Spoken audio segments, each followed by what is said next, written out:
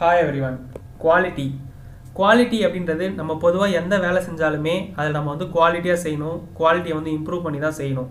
So quality அப்படின்றது வந்து தரம் அப்படின்னு சொல்லுவோம்.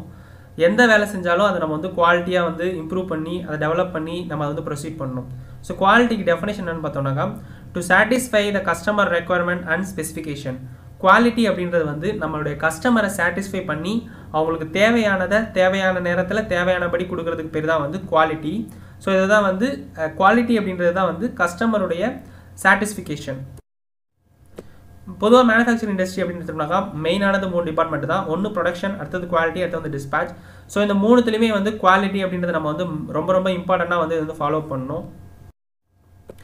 குவாலிட்டி அப்படின்றது வந்து எந்த ஃபீல்டு எடுத்துக்கிட்டாலுமே குவாலிட்டி அப்படின்றது வந்து நம்மளுடைய அவுட்புட் யார்கிட்ட போய் சேருதோ அவங்களுக்கு நம்ம அவுட்புட் வந்து எந்த மாதிரியான தேவை இருக்குதோ அதை வந்து ஃபுல்ஃபில் பண்ணி அவங்களுக்கு தேவையான மாதிரி எந்த பிரச்சனையும் இல்லாமல் அது அவங்களுக்கு தேவையான வகையில் வழிபாட்டில் கொடுக்கறதுக்கு பேர் தான் வந்து குவாலிட்டி அப்படின்னு சொல்லி பேர்.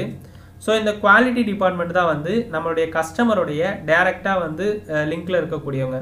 ஸோ கஸ்டமருக்கு வந்து எந்த ஸ்பெசிஃபிகேஷனில் வேணும், என்ன ஒரு ரெக்குவயர்மெண்ட்டில் வேணும் அப்படின்றத டைரெக்டாக குவாலிட்டி டீம் கூட தான் அவங்க வந்து கன்சல்ட் பண்ணி அவங்க கிட்ட தான் அந்த ரெக்குவயர்மெண்ட்டை கொடுப்பாங்க.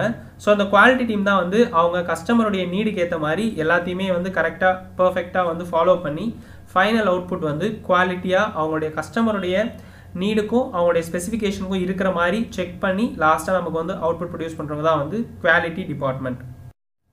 ஸோ இந்த வீடியோ உங்களுக்கு யூஸ்ஃபுல்லாக இருந்துச்சுன்னா லைக் பண்ணுங்கள், கமெண்ட் பண்ணுங்கள், ஷேர் பண்ணுங்கள், சப்ஸ்கிரைப் பண்ணுங்கள். தேங்க்யூ.